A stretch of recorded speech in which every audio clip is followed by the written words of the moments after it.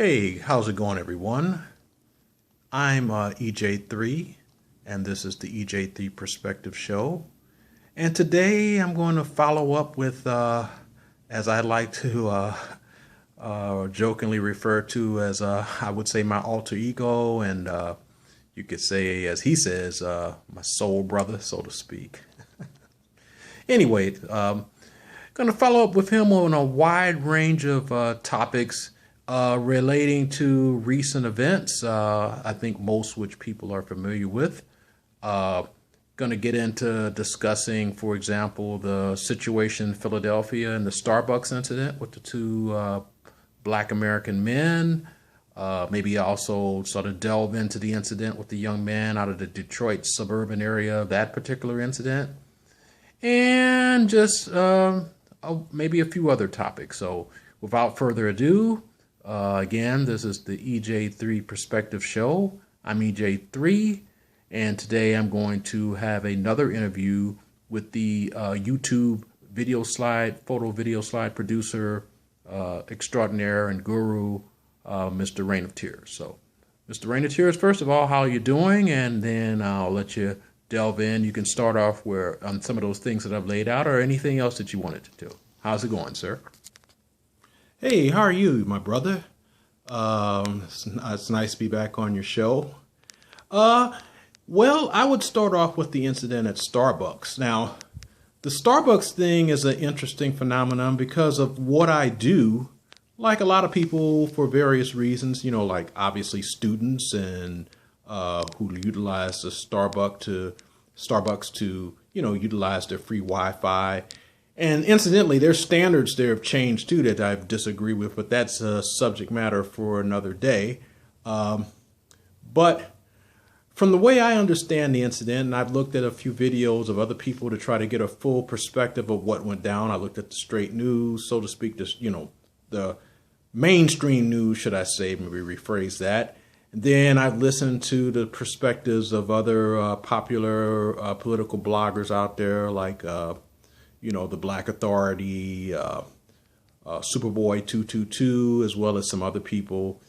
And basically the bottom line is that from my experience at YouTube, from what I've seen or whatever, is that even let's just take the official thing that what the either the barista or the manager, and still it's not really certain which one made 911 call in regards to the so-called the two men trespassing and wanting to use the bathroom. That's the extreme thing. And, they were supposedly told that, you're only paying customers can use it. I'm using the extreme perspective as stated by by the police commissioner of Philadelphia, or how he presented the situation.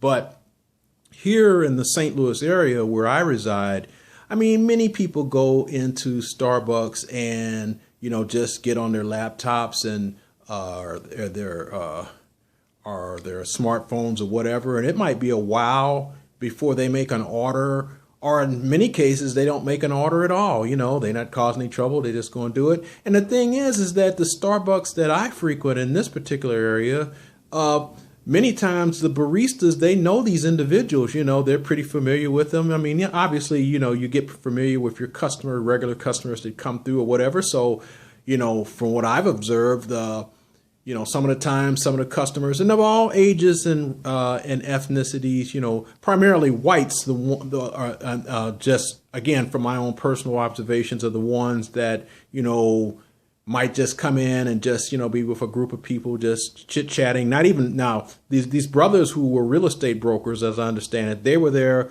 waiting for a business partner to discuss business.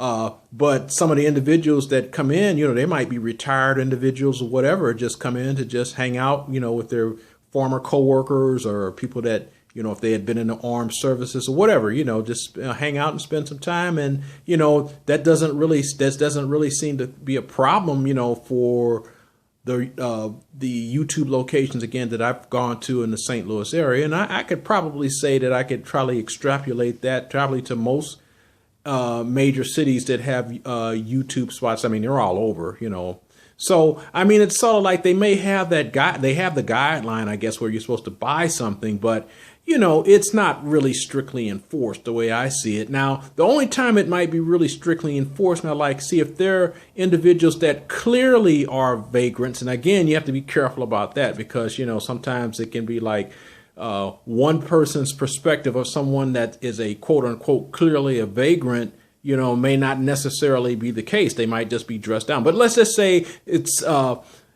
what society defines as someone that might be homeless and down on their luck or whatever, and they're not gonna, they're obviously not coming in to buy any drinks or anything, they're just coming in to utilize the restroom. They may be going there to clean up or whatever. I mean, in those particular cases, I could perhaps see, I could see where it would be warranted. Those individuals can't just keep coming in there and tying up the restroom facilities for paying customers or whatever. But in a situation where, under normal circumstances, most of the time the individuals have come in, or you have a pretty good idea that they're going to buy something. You don't know the reason why they might be waiting or whatever. You don't just jump to make an assumption and say, well, you're not buying anything or whatever. And based on the other customers that were there, the ones that were, primarily white, or I guess from what I saw, the two brothers were the only black customers that were there. But, the one white gentleman in particular, he was incredulous of like saying, well, hey, what's going on, man? Why are you with these black guys? What are you doing? Whatever. Even they could see that, come on, as President Obama used to say, come on, man, you're harassing these brothers. They're not doing anything. I think those brothers handled it well. And I also agree with some other people that say that those brothers are going to get paid. Then they deserve to get paid too, because they weren't argumentative. I saw from some of the videos that I've seen that one of those officers that was trying to be, white officers was being provocative, trying to get one of the brothers to jump off or whatever. But they were cool, calm, and collected. They let them put the handcuffs on them, let them get arrested. So I'm sure they're going to get themselves a good lawyer. They may already have one to deal with this system and the court system. And, you just can't do that, So that's how I take my take on that. Now, that's sort of a perfect segue into the ridiculous situation with the young man with that. That's clearly, a racist incident. And, it was like a setup, like as soon as the young man goes up to the door, the wife starts saying, why are you trying to break in? That's just sort of like, they had that, what do they call it? The ring or whatever. So if things had gone down and that young man had gotten killed or whatever, they would have played it off like, oh, he was trying to break in because she kept saying it. But fortunately, based on what I understand it, that ring footage that they have, clearly indicates that the young man did not, was not going up there. It wasn't a group of people. Why was the lady saying, why are you picking our house or whatever? It's just one young man. And that guy, they stereotype black people, black men as being thugs or whatever. But that young man was a gawky. And I'm not saying that, we all were at that, he was a 14-year-old, and many times for 14-year-old males of any race or ethnicity, and not just males, girls, everybody at 14, that's an awkward age, he looked kind of goofy, he was like a goofy 14-year-old, that's kind of growing out of his body, but not quite a young man, that type of thing. Clearly not a threat to a 53-year-old man. That man, wouldn't need, a gun to handle a situation with that young man. So he was clearly in the wrong. And, being able to bond out at $50,000 or whatever, that's ridiculous. Because I think everyone knows that if that had been a black person, but particularly a black American man, they would have had a much higher bond or whatever. So that's how I feel about that situation. Oh, wow. Rain of Tears, I've never really seen you that passionate. I'm not making a value judgment on that, but I would say that I pretty much concur, with your assessment of the situation. It was overkill, to say the least, on both cases. Definitely no doubt. I don't think anybody could make an argument that was otherwise, any clear thinking individual. Well, this show is going to be sort of abbreviated, but again, as always, I appreciate, your presence on there. I mean, before I let you go, I mean, how's your continued progress going with your production of video slide presentations? Well, EJ3, things are progressing pretty well. I've made a few more since the last time I was on your show. One of the ones that I particularly like, and I know that it's probably ultimately not going to get a great number of views, but I made one called Introspection, and that's one of my personal favorites. Actually, since, if you don't mind, I'll just sort of talk about some of my favorites, which I think may be surprising to some of the viewers here, because they're not the ones that get the most views. Like, say, for example, my Weird York City, that's the one that has got that's almost viral, so to speak, but that's not one of my more favorite videos. And I mean, to be truthful about it, that was one that I sort of like made by happenstance. It was almost like a mistake, in a way, but that's how that can go in terms of the process of what videos take off. And then as one female commentator, one of the many numerous ones that have left notes on that particular video presentation, I put that on in like 2015, but it didn't really jump off until, like 2017, where it just went viral, basically. So why that happened, I have not a clue, but it just happened. I'm very grateful. But another one of my favorite personal favorites that I've made is like New York City, the Photo Chronicles. That one I like.